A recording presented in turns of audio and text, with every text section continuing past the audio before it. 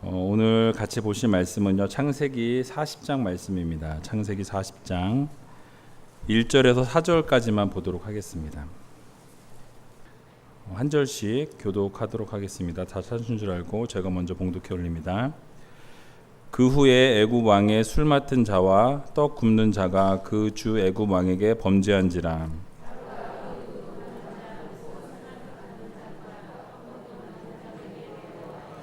그들을 시위대장의 집안에 있는 옥에 가두니 곧 요셉에 갇힌 곳이라.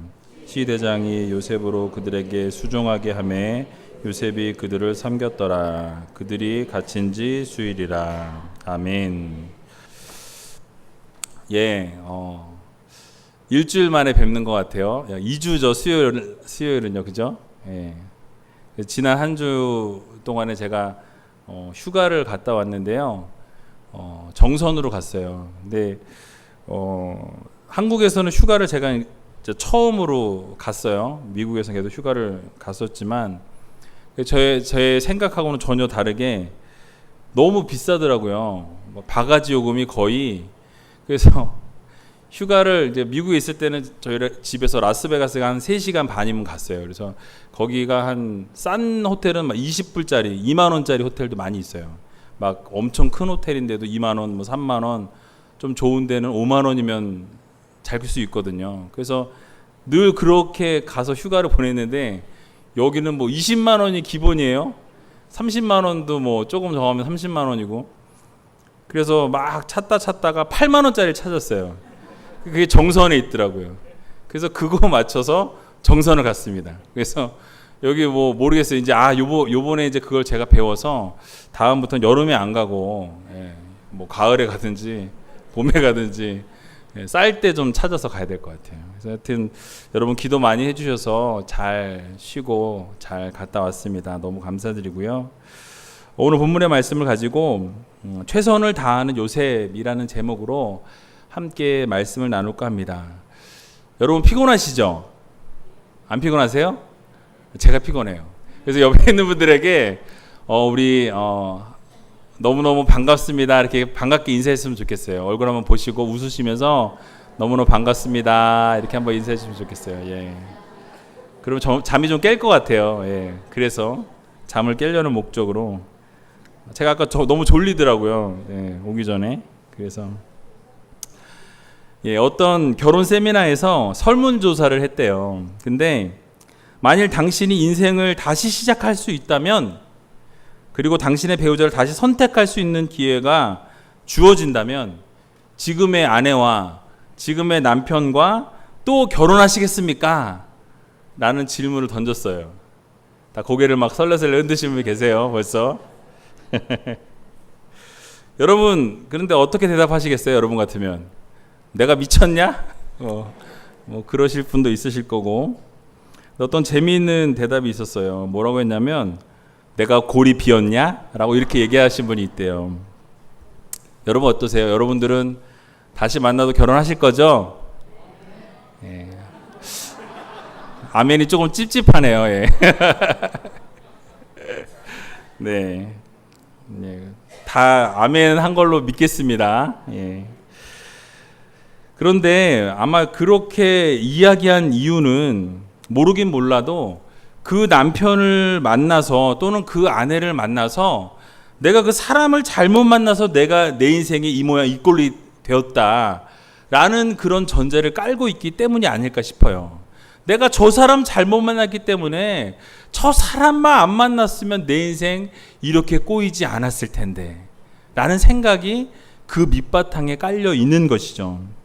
그래서 예전에 그 놓친 그 사람하고 잘 교제했으면, 근데 그 사람하고 잘 결혼했으면 내 처지가 지금의 이 모양은 아니었을 텐데, 그 사람 잘 물었으면은 잘 살고 있었을 텐데, 떵떵거리고 살 수 있었을 텐데 라고 생각할지 모르겠어요. 여러분 그 사람하고 결혼했으면 망했을 거예요. 그러니까 지금 만난 분하고 잘 사는 거 감사하시기 바랍니다. 그래서 많은 경우에 누구를 만났기 때문에 행복하고 또 누구를 잘못 만났기 때문에 불행하다라는 이런 생각을 한다라는 것이죠. 근데 이것이 비단 부부 관계만 아니라는 거예요. 우리의 모든 생활의 삶 가운데 적용해 보면 다 적용이 되어져요. 예를 들어서 내가 친구를 잘못 만났기 때문에 내가 이렇게 되었다. 내가 옛날에 중고등학교 때 친구를 잘 만나서 모범생하고 공부 열심히 하고 이렇게 했으면 내가 지금은 서울대학 가 있을 텐데, 그때 그놈 만나가지고 그 XX 만나가지고 내가 잠깐 여기 곁길로 가다 보니까 공부하고 멀어져가지고 내 인생 이 모양 이 꼴이 됐다라고 생각할 수도 있어요. 또 어떤 분은 내가 부모만 잘 만나서도 내가 이 흙수저 물고 나오지 않고 금수저 물었으면 이렇게 살지 않았을 텐데 라고 생각하는 분도 있으실 겁니다. 또 내가 만약에 그때 공부 그때 조금만 더 잘해서 좋은 대학 갔었으면 내가 이렇게 살지 않았을 텐데, 또 내가 그때 그 맞선 자리에 내가 나가지 않았으면 그 자리에 내가 괜히 그 친구 대신 나가가지고 내 인생 이렇게 꼬였다, 망했다라고 생각하는 분이 있을지 모르겠어요. 후회한다라는 것이죠. 다시 말해, 어떤 사람, 어떤 사건을 잘못 만났기 때문에 내 인생이 망쳤다라고 생각한다라는 거예요. 그러나 성경을 가만히 살펴보면요, 하나님의 말씀은 이와 다른 교훈을 우리들에게 주고 있는 것을 볼 수 있습니다. 인생은 우리 삶 속에 만나는 어떤 사람들이나 어떤 사건 때문에 잘 되고 잘못되는 것이 아니라는 거예요.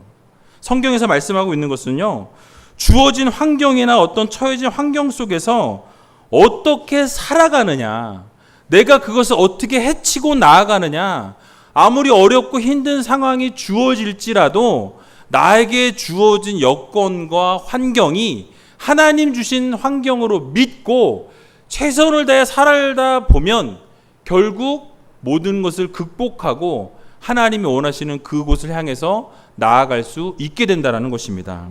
그게 바로 성경의 그 인생관이에요. 그래서 내가 어떻게 살아가느냐에 따라서 내 인생의 모든 그 미래가 결정이 되어진다라는 것이죠. 내 환경 때문에, 조건 때문에 어떤 사람을 이렇게 만나서 내 인생이 이렇게 되었다라는 것이 아니라, 성경 속에서 말하고 있는 그 인생관은 어떤 환경과 조건에 있을지라도 내가 그것을 극복하고 하나님 의지하고 하나님을 바르게 믿고 섬기면 결국 그 모든 것이 합력하여서 어떻게 된다고요? 선을 이루게 하신 하나님을 만나게 된다는 것입니다. 그래서 우리는 다시 말하면 주변 환경에 의해서 내 삶이 결정되는 게 아니라 나의 태도, 나의 자세가 더 중요하다라는 거예요. 여러분들이 어떤 생각을 가지고 살아가느냐, 어떤 마인드를 가지고 살아가느냐, 어떤 그 관점을 가지고 세상을 바라보느냐가 더 중요하다라는 것입니다. 특별히 오늘 읽은 본문 교훈이 그렇습니다. 요셉이 감옥에 투옥되어 있을 때 요셉의 미래를 바꾸어 줄 한 사람을 만나게 돼요. 근데 깊이 살펴보게 되면 요셉의 미래가 바뀌게 되는 그 이유가 그 만났던 그 술 관원장 때문이 아니라는 거예요. 그들을 대했던 요셉의 자세와 삶의 모습 때문에 그러한 일들이, 하나님의 놀라운 역사들이 일어나게 될 수 있었다는 사실입니다. 요셉이 감옥에 있는 동안 요셉이 알지 못하는 한 사건이 전개되었어요. 오늘 1절에 보니까 이렇게 시작합니다. 그 후에 애굽 왕의 술 맡은 자와 떡 굽는 자가 그 주 애굽 왕에게 범죄한지라 라고 말씀을 시작합니다. 여기서 우리가 잘못 알고 있는 어떤 오해 한 가지가 있는데요. 그게 뭐냐면 술 맡은 자와 떡 굽는 자, 그들에 대한 지위를 우리가 생각해 보면 낮은 계급의 사람이 아니었다라는 거예요. 그냥 떡 굽고 술 맡았으니까 그냥 주방장 이 정도로 생각하시는 분이 있을지 모르겠어요. 아니에요. 그 당시 요리사 이런 사람이 아니라 최고의 지위를 가지고 있는 사람이었어요. 왜냐하면 여러분 당시의 왕들을 암살할 때 어떻게 암살하죠? 독살이에요. 독살. 뭘로요? 음식으로. 여러분 우리나라 이렇게 뭐라 그래요? 우리나라 옛날 그 사극 보면 어떻게 해요? 그 김이상궁 통해서 음식에다가 독 뿌리고 그 먼저 뭐 먹는데 어느 날 안 먹고 있다가 왕이 먹고 막 이러다가 독살 당하죠. 그런 거 많이 보셨잖아요, 그죠? 그렇게 왕을 독살하게 하는데 그것을 먼저 테스트해보는 바로 그 사람이 바로 술 맡은 자와 그 떡 굽는 자였어요. 관원장들이었습니다. 그래서 그들이 독살을 하기 때문에 왕을 독살하기 때문에 왕이 가장 신임하고 가장 믿는 사람을 이 떡 맡은 자와 술 맡은 자를 뽑았다라는 거예요. 그래서 이 사람들을 요즘식으로 말하면 한 대통령 비서실장이나 아니면 특별 보좌관 정도로 생각하면 딱 맞을 것 같아요. 어쨌든 그들이 어떤 죄를 지었는지 성경에 나타나지 않습니다. 둘 중 하나는 죽고 한 명은 이렇게 다시 복직하는 걸로 봐서는 그 암살과 관계되어 있지 않았을까, 왕을 암살하는 어떤 일들을 하지 않았을까, 중죄는 중죄였던 것 같아요. 그런데 재미있게 그들이 갇혔던 곳이 바로 누가 갇혀있던 곳이죠? 요셉이 갇혀있던 곳이에요. 여러분 재밌지 않으세요? 저만 재밌나요? 요셉이 갇혀있던 그곳에 이 술 맡은 자와 떡 굽는 자를 하나님이 거기에 갇히게 만드신 거예요. 그러니까 그 많고 많은 감옥 중에서 요셉이 갇혀있던 그곳에 그들을 가두도록 하나님이 인도하셨다는 거예요. 잘 생각해 보면 이 모든 일들이 누가 주관하신 거예요? 하나님이 주관하신 거예요. 하나님의 섭리와 하나님께서 인도하셔서 이 술 맡은 자와 떡 굽는 자가 요셉이 지금 갇혀 있는 그 감옥에 결국 갇히게 하셨다는 것입니다. 그래서 그것을 통해서 애굽 왕으로 인도하려 하시려는 작업 중에 한 가지였다라고 말씀을 드릴 수가 있는 것이에요. 무엇입니까? 바로 하나님의 섭리와 계획 가운데 모든 것이 요셉이 알지 못하고 있는 상황 가운데서 하나님이 진행하셨다라는 거예요. 요셉이 알고 있었나요? 몰랐어요. 그리고 같이 있는 동안에도 섬기라고 하니까 섬겼지, 그것이 뭐 이 사람을 통해서 내가 이렇게 복직이 될 거고 내가 나중에 결국 국무총리가 될 거야 라는 것을 알지 못했다는 거예요. 무엇입니까? 하나님께서 섭리하시고 하나님이 요셉도 알지 못하는 그 순간 가운데 요셉에게 주셨던 그 꿈대로 이루시기 위해 하나님은 일하고 계셨다라는 사실입니다.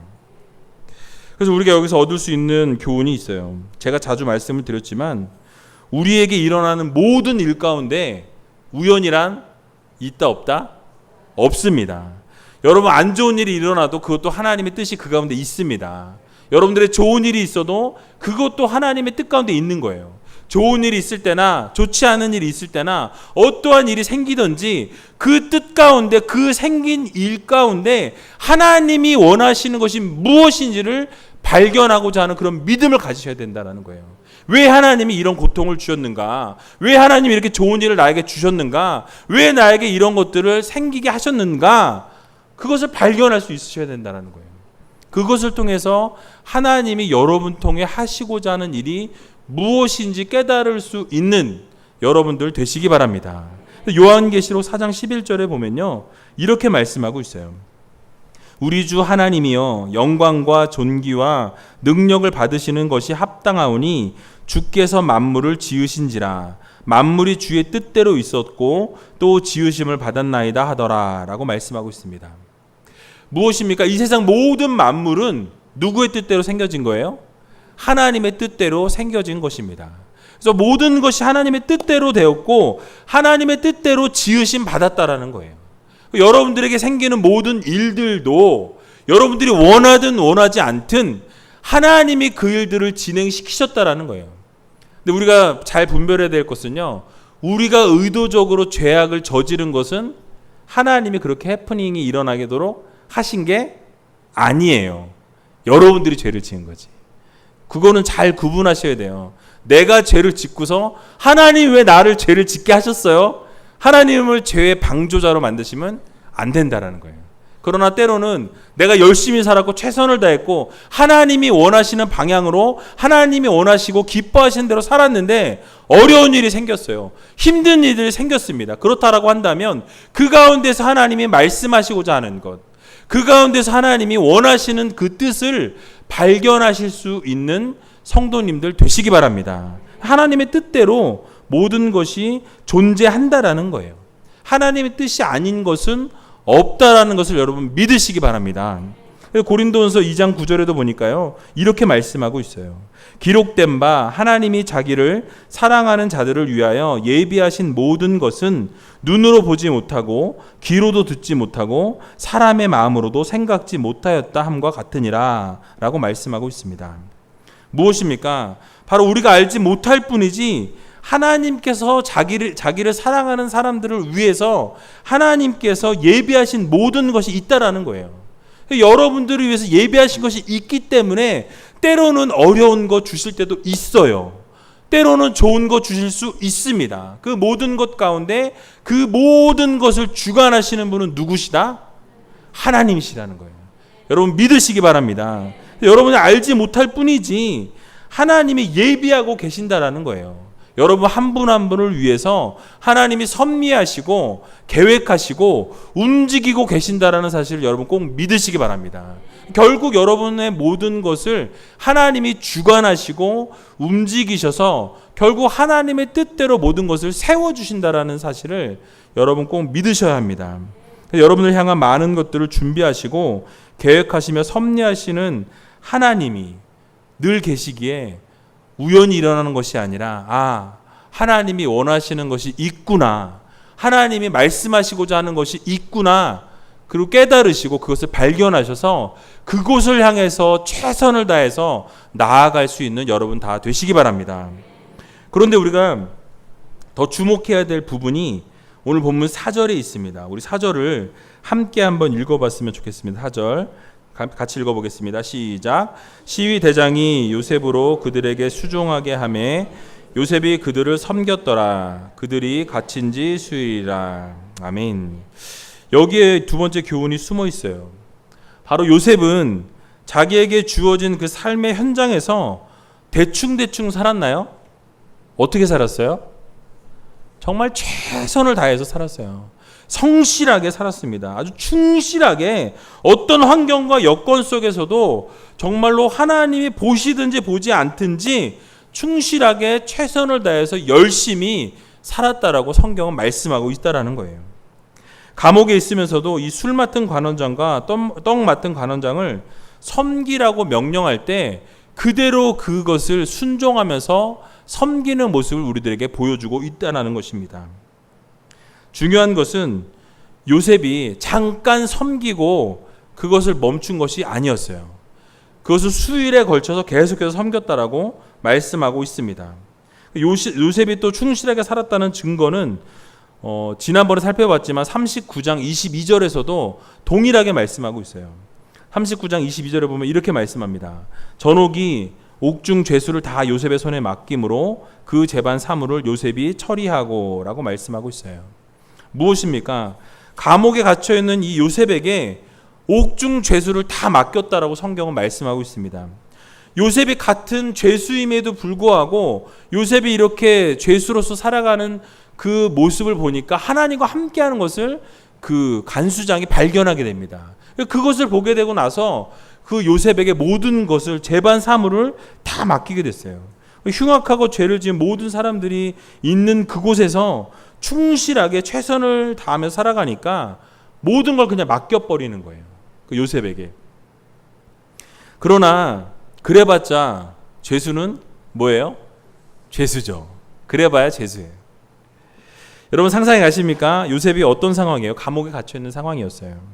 미래가 보이지 않습니다. 갑갑했던 그런 상황이었습니다. 맨날 죄수들에게 밥이나 날라주고 물 떠다주고 필요한 거 있으면 채워주고 이런 일들을 계속해서 하는 것이 요셉의 하루하루의 삶이었어요. 여러분 창살 없는 감옥에 있다고 우리가 때로 얘기하죠. 그런데 이 요셉은 실제 창살이 있는 감옥에 갇혀 있는 상황이었어요. 그럼에도 불구하고 그런 일이 하루하루가 아니었어요. 41장 1절에 보면 그로부터 세월이 2년이나 흐른 뒤라고 말씀하고 있어요.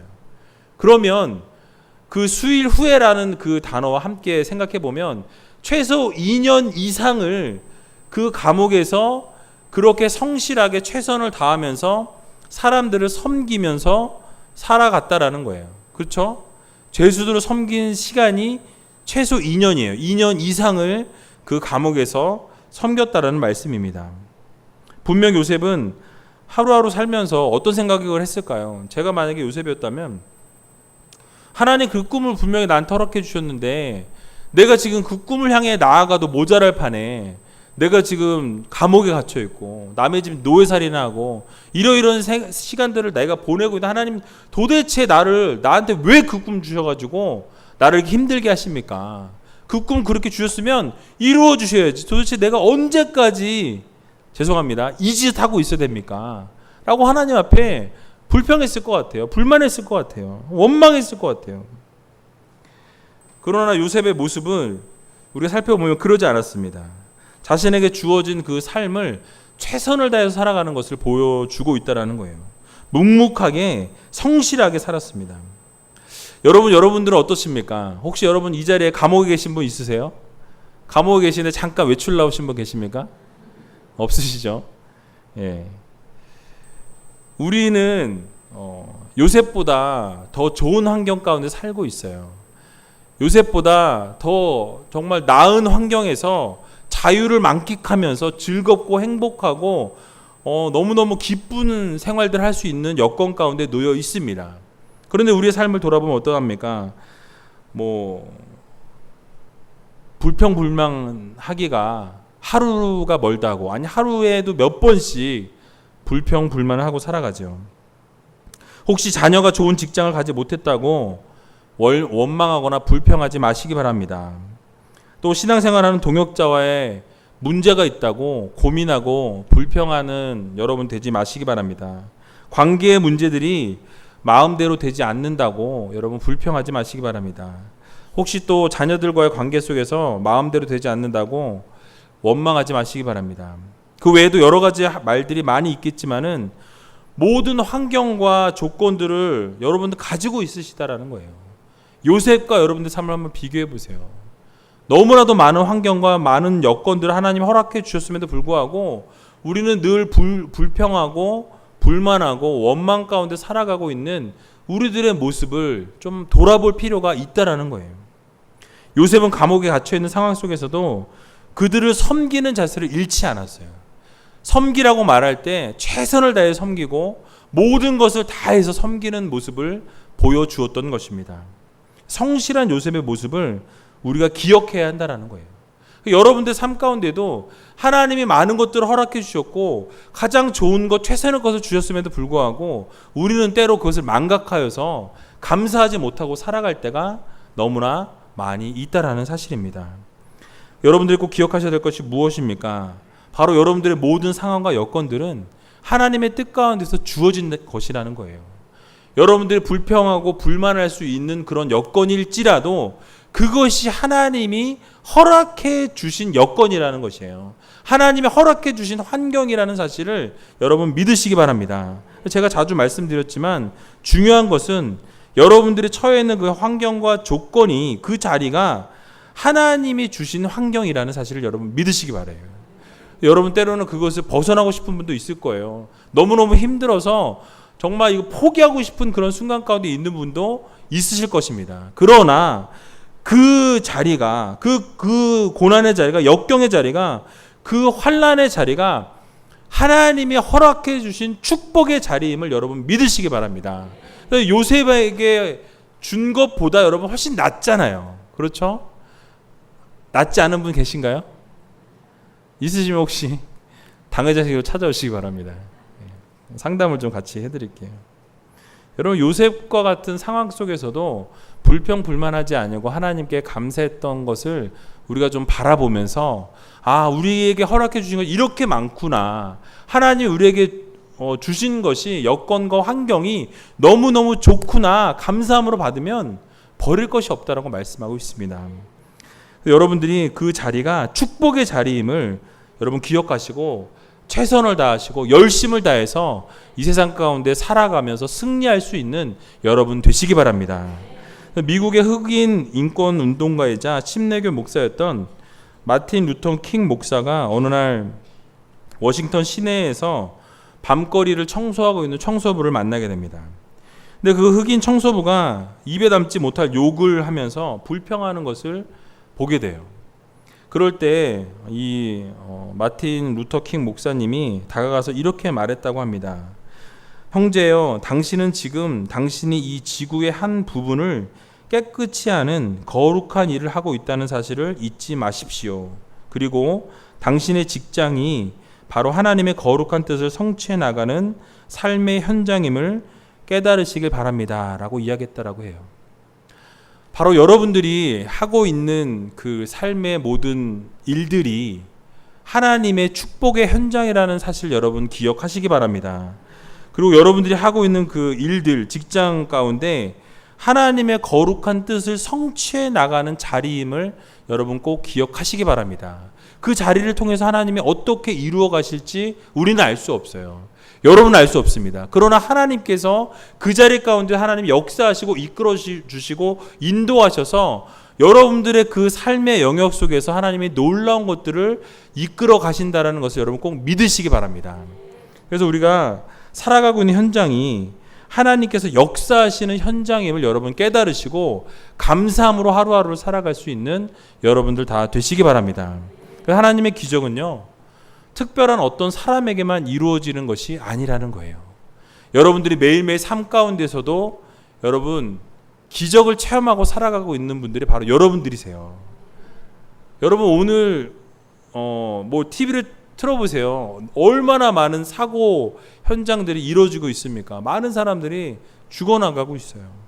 그럼에도 불구하고 하나님께서 여러분들 눈동자같이 지켜주시고 보호해 주시고 늘 함께 동행하여 주셔서 여러분 건강 주셨잖아요. 기도할 수 있는 그런 힘과 마음을 주셨잖아요.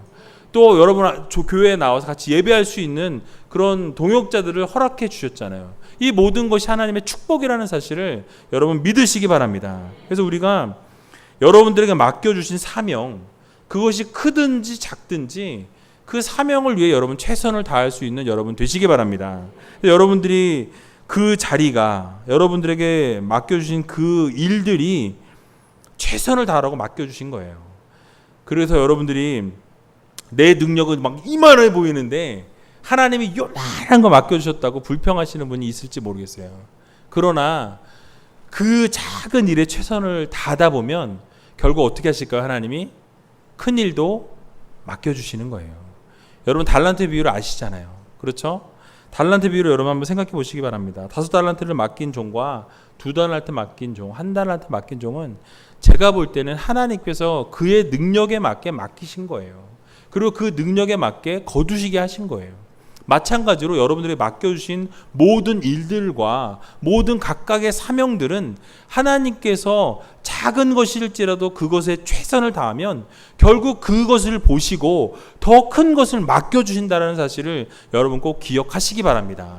그래서 교회에서든지 직장에서든지 어느 자리에 있든지 하나님께서 맡겨주신 그 일들을 여러분 기쁨으로 감당하시고 그것이 정말 불평하고 불만한 일들이 있을지라도 여러분들이 최선을 다하고 정말 사명이라고 생각하고 열정으로 함께하며 나아갈 때 결국 하나님의 때가 되어서 하나님의 그 섭리하실 그 때가 되면 가장 아름다운 것, 가장 선한 것, 하나님이 원하시는 것을 허락해 주신다는 거예요.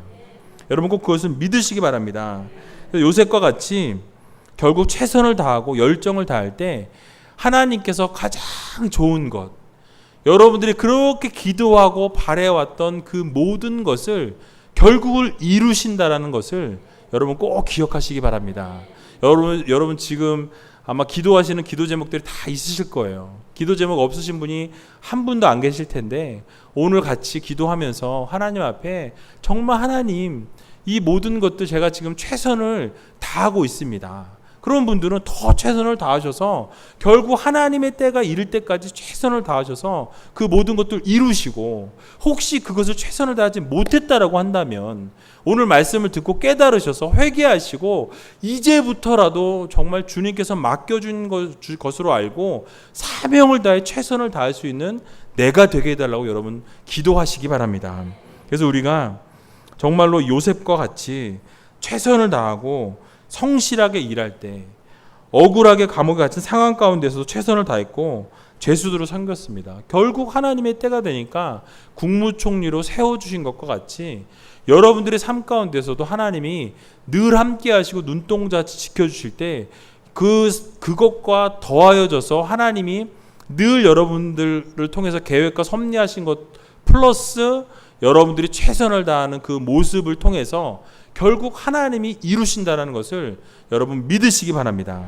다시 한번 강조합니다. 사랑하는 우리제일교회 성도 여러분, 여러분들이 서 있는 그 자리가 바로 하나님의 거룩한 뜻을 성취해 나가는 삶의 현장임을 여러분 깨달으시기 바랍니다.